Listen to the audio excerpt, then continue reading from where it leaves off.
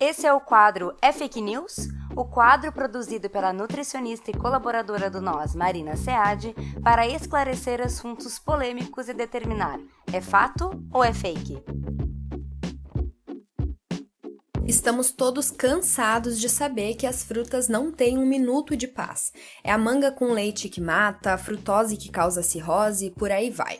Por mais que a maior parte dessas afirmações sejam fruto de um terrorismo alimentar sem base científica, precisamos sempre ler as notícias inteiras para entender o que faz sentido e o que não faz. E de tempos em tempos viraliza alguma notícia antiga sobre carambola fazer mal para os rins. Isso faz muita gente deixar de consumir a fruta. Mas será que a carambola é tóxica mesmo? A suspeita de que a carambola poderia ser tóxica aconteceu porque alguns pacientes que tinham insuficiência renal crônica tiveram sintomas neurológicos após consumir a fruta. Depois de muito tempo, e por muito tempo eu digo muito tempo mesmo, quase 10 anos, essa molécula causadora dos sintomas foi identificada, isolada e batizada como caramboxina. A caramboxina é uma substância presente em baixas quantidades na carambola. Ela chega na circulação e tem a capacidade de passar pela barreira entre o corpo e o cérebro.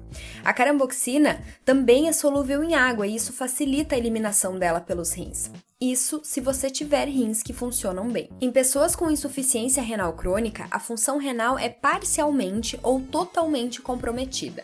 No caso dos relatos da literatura, a maior parte dos sintomas neurotóxicos da caramboxina aconteceram em pacientes que já estavam em diálise, ou seja, precisavam fazer hemodiálise para filtrar o sangue, já que o rim estava muito comprometido. Como a hemodiálise não acontece 24 horas por dia e sim geralmente de 2 em 2 dias, o tempo que o corpo fica em contato com a substância é mais longo.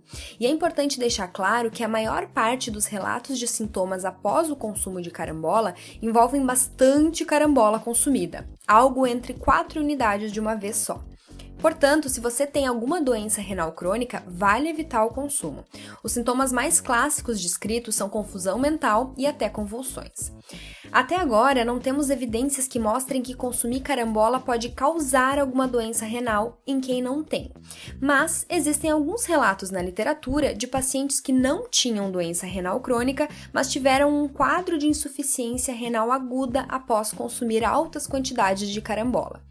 Nesse caso, a hipótese é de que a quantidade alta de oxalatos da carambola pode ter causado o efeito. Ou seja, não teria sido um efeito da caramboxina. Nesse caso, o efeito é exclusivo nos rins e não atinge o cérebro. E na grande maioria dos casos, a função renal foi totalmente recuperada. Muitos desses casos aconteceram em pacientes diabéticos que leram que consumir carambola ajudaria a reduzir a glicemia, agindo como um remédio natural para a diabetes. Percebam como é importante saber que tipo de informação seu paciente está consumindo e como é importante perguntar sobre hábitos alimentares nas condutas multidisciplinares. Por fim, se você não tem nenhum problema de saúde, não tem por que excluir a carambola da sua rotina. Se quiser ser extra cuidadoso, basta não exagerar na quantidade. Até a próxima!